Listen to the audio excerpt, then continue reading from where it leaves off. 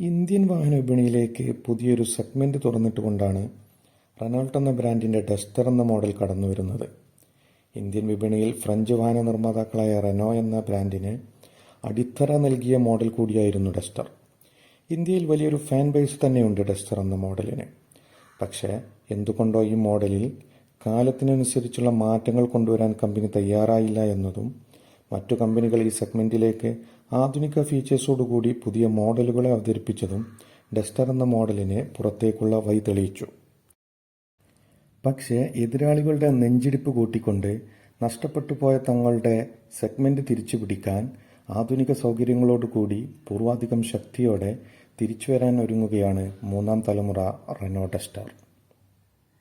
2025 പകുതിയോടുകൂടി French വാഹന നിർമ്മാതാക്കളായ Renault പുതിയ model ഡസ്റ്ററിനെ Indian വിപണിയിൽ അവതരിപ്പിക്കുമെന്ന് പ്രതീക്ഷിക്കാം. അവരോടെല്ലാം പറ, ഞാൻ വരുമെന്ന്. എന്റെ KGF വീണ്ടെടുക്കാം.